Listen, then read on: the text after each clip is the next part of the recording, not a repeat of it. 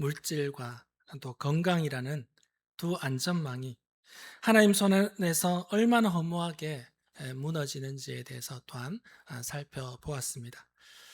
애굽의 가축은 그 악질론에서 벌판의 시체가 되었고, 또 치료의 신을 섬기던 요스살들 또한 자기 몸의 종기 하나 어쩔 줄 몰라 하는, 치료하지 못하는 그러한 것을 통해서 모세 앞에, 하나님 앞에 꿇을 수밖에 없었던 것입니다. 그러나 그 아비규환 속에서도 하나님은 자기 백성, 이스라엘 백성들을 구별하시고, 또한 십자가 보혈로 값주고 산 그 언약의 백성, 그 백성에게는 무너지지 않는 영원한 피난처가 있음을 우리는 지난주 다섯 번째, 여섯 번째 재앙을 통해서 살펴보았습니다. 오늘 우리는 일곱 번째 재앙, 바로 우박 재앙을 마주하게 됩니다. 우박 재앙은 앞선 여섯 개의 재앙과는 사뭇 다른 중요한 특징 하나를 가지고 있습니다. 그것이 무엇일까요? 그것은 바로 하나님께서 이 우박 재앙을 내리시기에 앞서서 피할 길을 먼저 말씀해 주셨다는 것입니다. 지금까지는 재앙이 예고 없이 혹은 예고하더라도 피할 방도가 없었는데, 이 일곱 번째 재앙에서는 피할 길을 미리 하나님께서 알려주신 것입니다.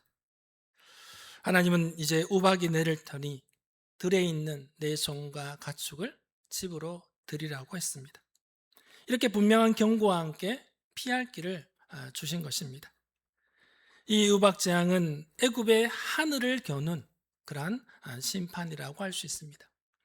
애굽 사람들은 농사를 지으면서 하늘의 여신이었던 누트를 섬겼습니다. 농사와 공부를 주관하는 신들이 바로 하늘에서 자기들을 지켜준다라고 그렇게 믿었기 때문이죠. 비가 와야 할 때 비를 주고, 또 너무 많은 비가 아닌 적당한 비를 준다라고 그렇게 하면서 그 신을 섬겼던 것입니다.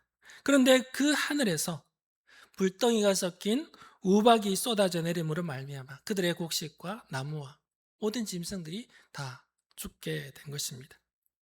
하늘의 신들이 자기들을 지켜줄 거라고 그렇게 믿었는데, 그 믿음이 얼마나 헛것인지 또 이 일곱 번째 재앙을 통해서 하나님은 또 한 번 그들에게 보여주고 있는 것입니다.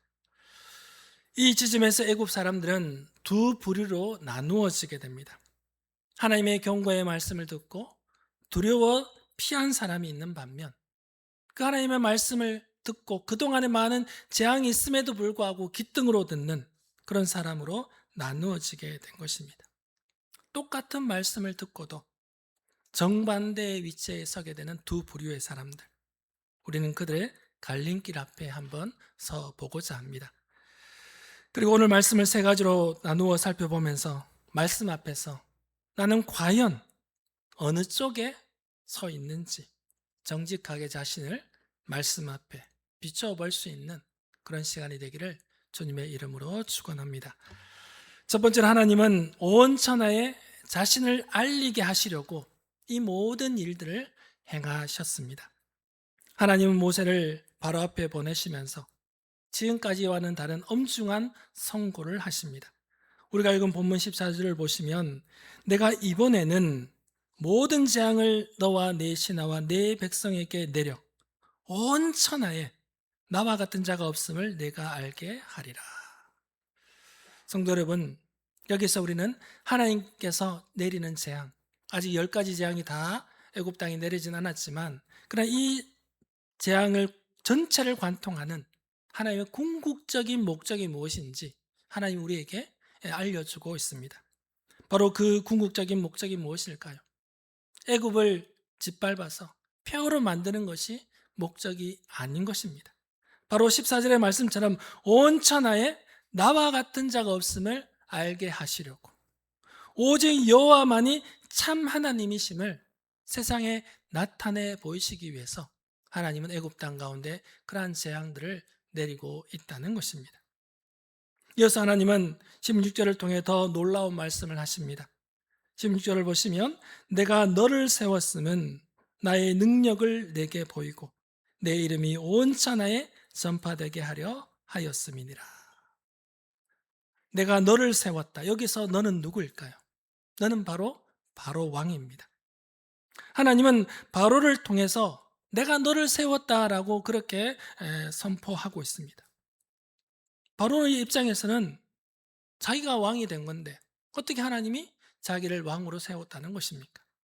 쉽게 설명하자면 이렇습니다.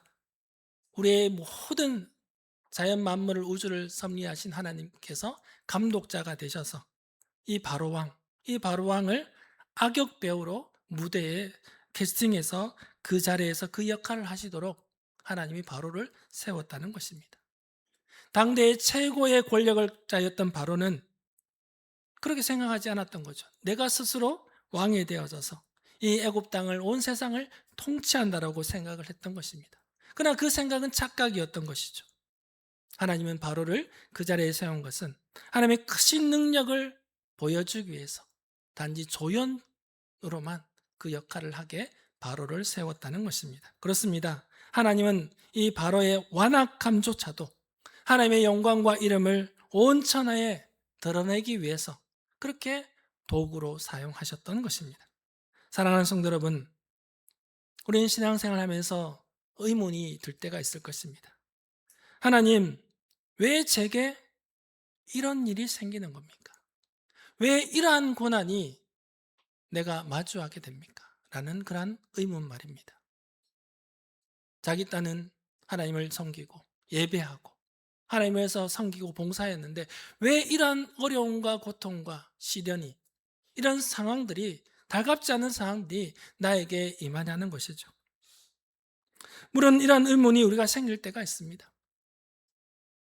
그러나 우리가 이러한 의문보다 더 놓치지 말아야 할 더 큰 질문이 있음을 우리는 알아야 할 것입니다. 늘 우리는 자기중심적이라서 내가 힘들면, 내가 어려우면 그것 때문에 하나님께 구할 때가 있다는 거죠. 그러나 하나님의 관점에서 더 큰 질문으로 바라보아야 할 것입니다. 하나님, 이 고난과 이 시련과 이 상황을 통해서 주님께서 무엇을 하시렵니까? 하나님의 무엇을 나타내기 위해서 나에게 이런 고난과 이런 상황, 마주하기 힘든 이 환경을 나에게 주십니까? 라는 그런 질문을 우리가 해야 될 것입니다. 자신의 인생의 목적이 자신의 유익과 자기의 성공과 자기의 평안만 있다면 지금 마주하는 현실이 달갑지 않는 것이죠. 고난은 단지 피해가야 할 그런 걸림돌밖에 되지 않는다는 것입니다.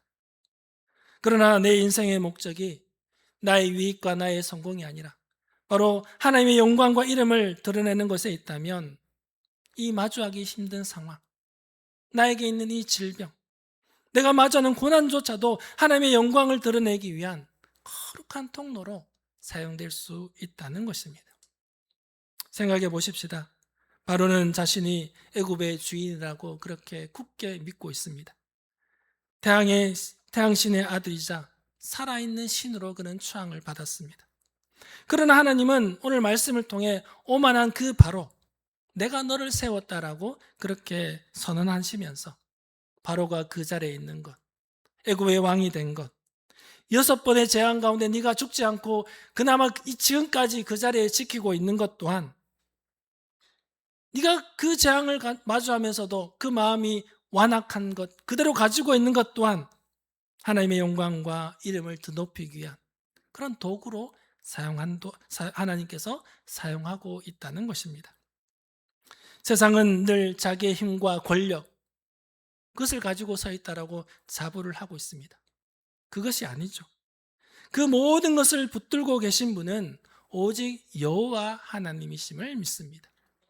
내가 좀 가진 것이 있다고, 내가 좀 권력이 있다고 내 마음대로 좌지우지하는 것이 아니라 하나님이 이 모든 것을 통치하신다는 것입니다. 내가 이룬 가정조차도, 내가 직장에서 맡고 있는 그 일들도, 내가 마주하는 그 모든 사람들, 내게 임한 질병조차도, 나를 가로막고 있는 그 거대한 장벽들도 하나님 손 안에 있다는 것입니다. 그렇기 때문에 우리는 우리를 막아서고 우리를 힘들게 하고 우리를 어렵게 하는 모든 것들 앞에서 우린 주눅들지 마십시오.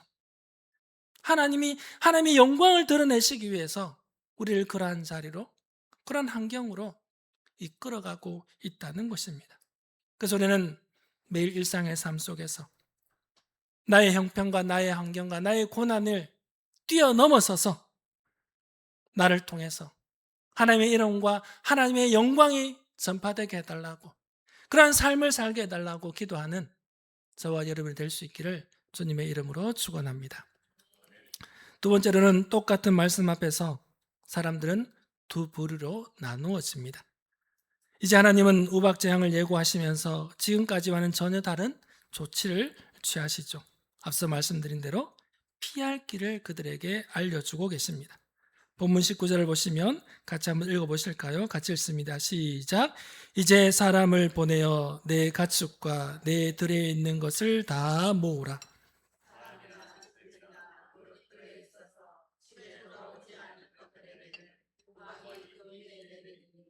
그것들이 죽으리라 하셨다 하라 하시니라. 하나님은 무자비한 심판의 하나님이 아니십니다. 그 파멸 직전, 그 절망 직전에서도 하나님은 돌이킬 기회, 또 피할 길을 마련해 주시면서 오래 참으시고 자비가 풍성한 그러한 하나님이십니다.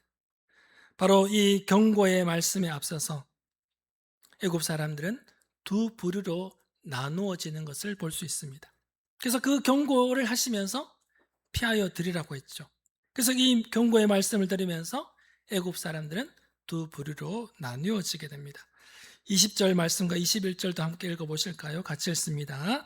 바로의 신하 중에 여호와의 말씀을 두려워하는 자들은 그 종들과 가축을 집으로 피하여 들였으나 여호와의 말씀을 마음에 두지 아니하는 사람은 그의 종들과 가축을 들에 그대로 두었더라.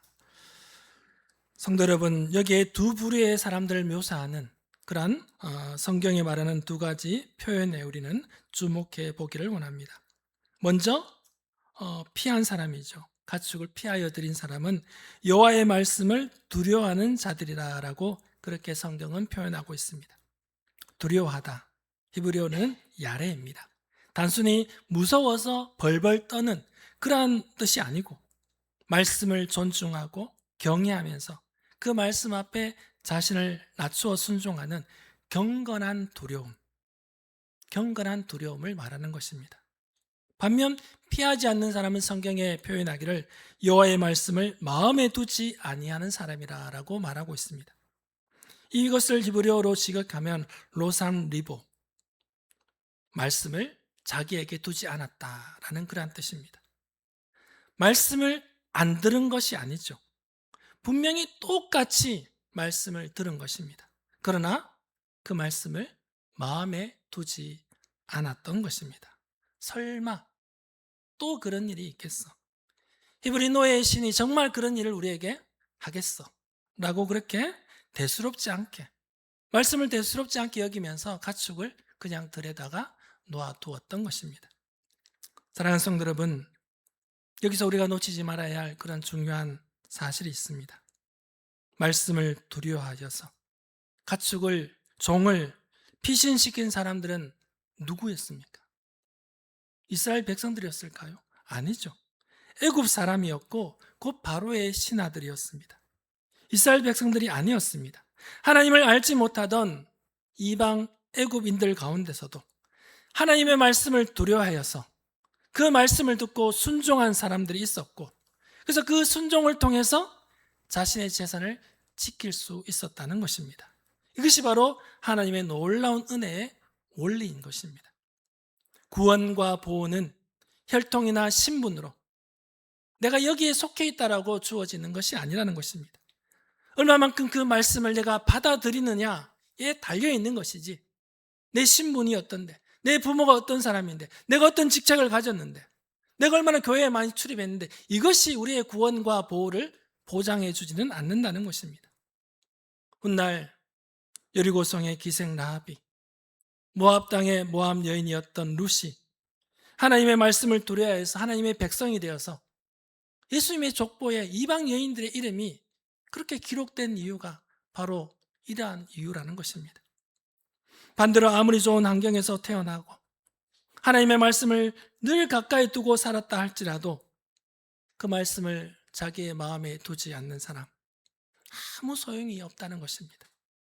바로의 궁정에서 그 모세가 행하는 하나님의 능력을 가까이에서 본 사람들이 누구였습니까? 목격한 사람들이 많이 있었을 것입니다. 강물이 피가 되고 개구리가 침상에 올라오고 독종이 온몸에 퍼지는 것을 그들이 눈으로 똑똑히 보고 경험하지 않았습니까? 그러나 그들은 보기만 했지 마음에 두지 않았다는 것입니다. 마음에 두지 않아서 자기의 모든 것을 다 우박이로 인해서 잃어버리게 된 것입니다. 많이 보았다고, 많이 들었다고 해서 그것이 은혜가 아니더라는 것입니다. 그 말씀을 하나라도 붙들고 내 마음에 두고 순종으로 옮기는 것이 바로 진짜 은혜인 것입니다. 사랑하는 성도 여러분, 오늘 이 예배의 자리에 앉아있는 우리 모두는 똑같은 말씀을 듣고 있습니다.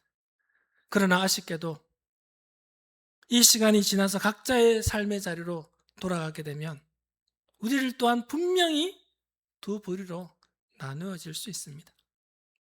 말씀을 두고 두려운 마음으로 순종으로 나아가는 사람, 그러나 좋은 말씀이네 하며 고개는 끄덕였지만 정작 마음에 두지 않는, 그래서 어제와 똑같은 그런 삶을 살아가는 두 부류로 충분히 나누어질 수 있다는 것입니다.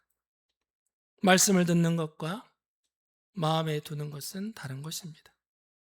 아멘으로 하다하는 것과 그 말씀을 순종하는 것과는 차원이 다른 이야기죠. 말씀을 들으면서 은혜 받았다며 눈물 흘리는 것과 그 말씀대로 내 삶을 바꾸는 것은 전혀 다른 차원의 삶을 살아가게 되는 것입니다. 들에 있는 가축을, 종을 집안으로 들이는 일, 그것이 뭐 그리 대단한 일이었겠습니까? 그냥 서둘러서 그 종을 불러다가 그 소를, 그 짐승을 우리로 보내는 일, 누구나 할 수 있는 그런 작은 순종이었습니다. 그러나 그 작은 순종이 자기의 재산을 지키는 것과 다 잃어버리는 것과 엄청난 차이를 낳게 된 것이죠. 하나님의 말씀에 대한 순종은 그렇습니다. 되게 사소하고도 평범한 것에서 판가름 난다는 것입니다. 말씀을, 우리가 아침에 일어났을 때 말씀을 대하고 잠깐이라도 그 말씀을 묵상하며 기도로 하루로 시작하는 것. 그렇지 않은 상관은 천지 차이입니다. 왜? 출발이 다르기 때문이죠. 내가 좀 미워하고 대하기 힘든 사람들에게 내가 자존심을 조금만 내려놓고 손을 내밀 수 있는 작은 순종이 그의 삶을 달라지게 하는 것입니다. 뭐 그리 대단한 자존심이라고 그렇게 꿋꿋하게 지키려고 하십니까? 정직하지 못한 관행에 아니오라고 말할 수 있는 그런 작은 용기, 속으로는 아니라고 하면서 또 뒤에 가서는 아니라고 하면서도 그 앞에서는 아무 말도 못하는 그런 인생을 살지 마십시오.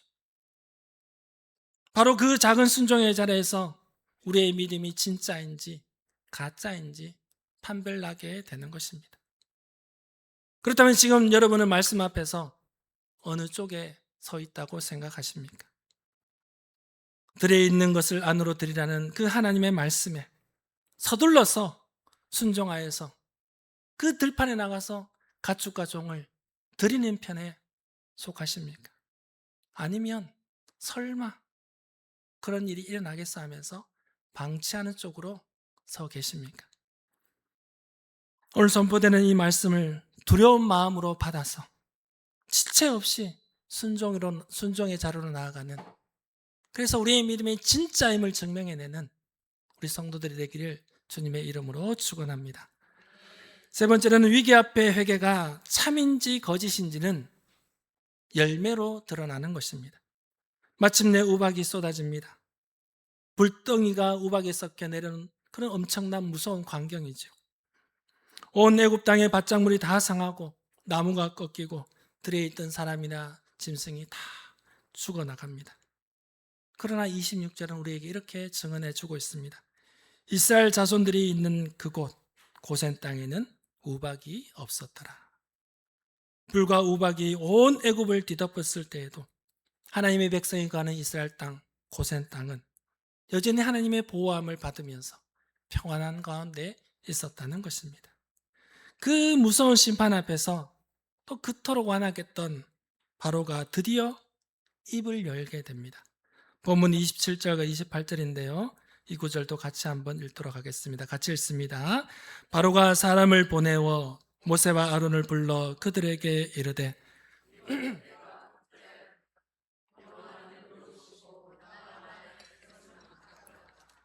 여호와께 구하여 이 우레소리와 우박을 그만 그치게 하라. 내가 너희를 보내리니 너희가 다시는 머물지 아니하리라.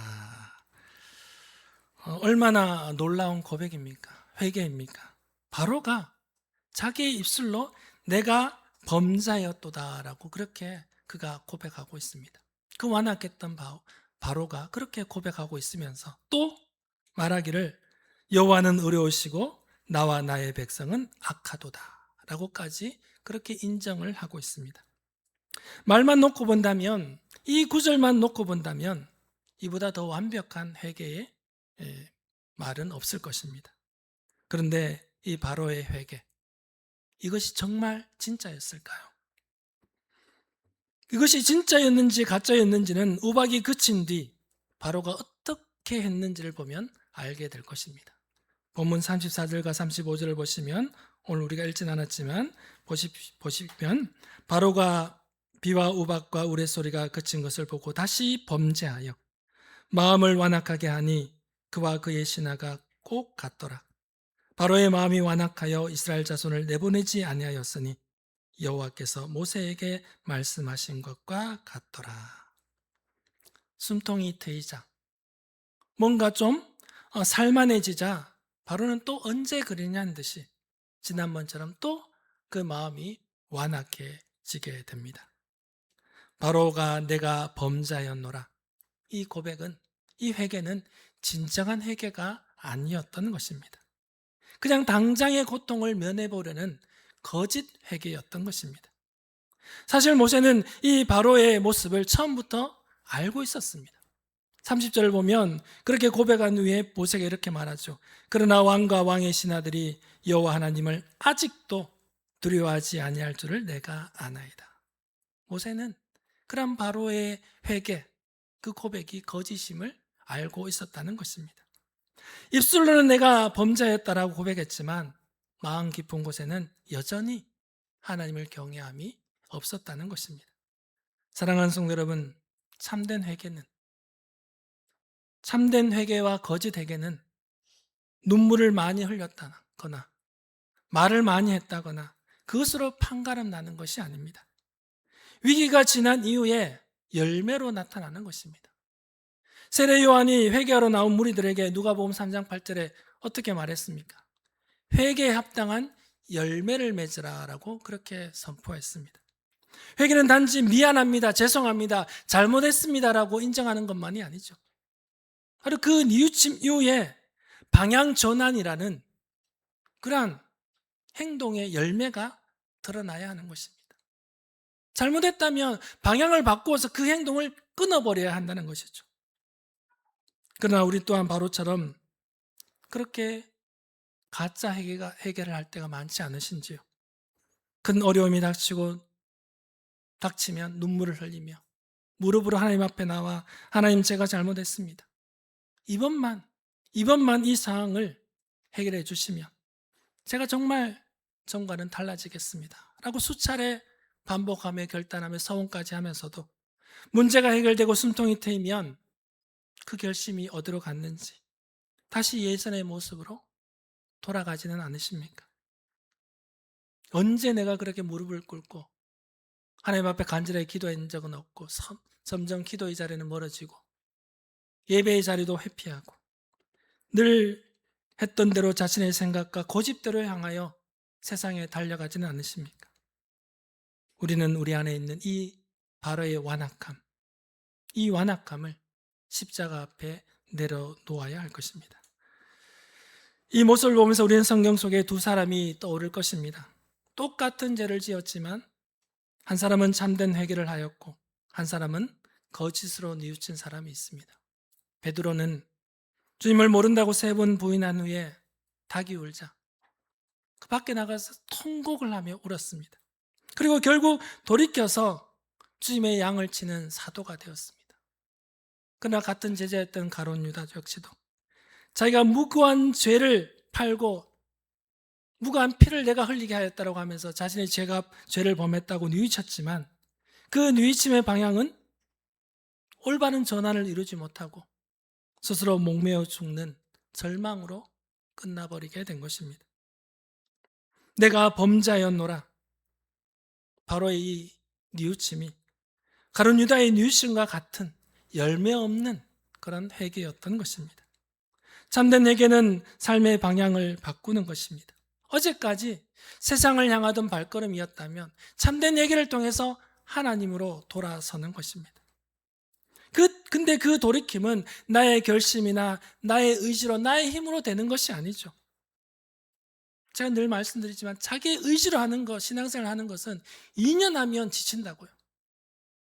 내 힘으로 우리의 의지는 할 수 없습니다. 그러나 나를 위해 십자가에서 지키신 그 예수 그리스도의 은혜를 붙들 때 우린 진정한 뉘우침 돌아섬이 가능한 것입니다. 내 힘으로 내 완악한 마음을 고칠 수가 없기에 주님께서 부어주신 새 영, 새 마음을 우리가 받아야 하는 것입니다. 오늘 이 예배가 입술의 고백으로 그치지 않고 삶의 열매를 맺어가는 참된 예배로, 그래서 하나님을 진실로 경외하는 우리 목양의 성도들이 될 수 있기를 주님의 이름으로 축원합니다.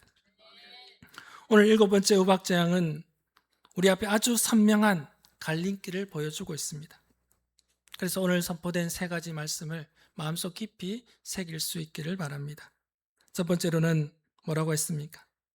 우리의 모든 삶을 통해서 하나님은 자신의 이름과 자신의 영광을 선포하기를 원하시는 것입니다.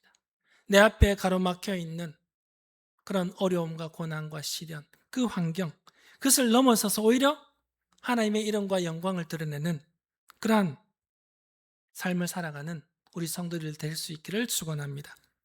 두 번째로는 똑같은 말씀 앞에서도 두 부류로 나누어질 수 있다고 말씀드렸습니다. 말씀을 두려워하여 하나님을 피난처로 삼는 자, 그러나 말씀을 마음에 두지 않고 들판에 방치하는 사람으로 나뉘어질 수 있습니다. 우리는 말씀을 들었다면 그 말씀을 마음에 새기고 지체 없이 순종의 자리로 나아갈 수 있는 우리 성도들이 될 수 있기를 축원합니다. 세 번째로는 위기 앞에서의 회개가 참인지 거짓인지 그것은 열매로 알 수 있다고 말씀드렸습니다. 바로처럼 그 위기 앞에는 회개했지만 그것이 거짓 회개, 그 거짓 회개가 아니라 삶의 방향을 온전하게 바꾸어서 하나님 앞에 진실로 설 수 있는 우리 성도들이 될 수 있기를 축원합니다.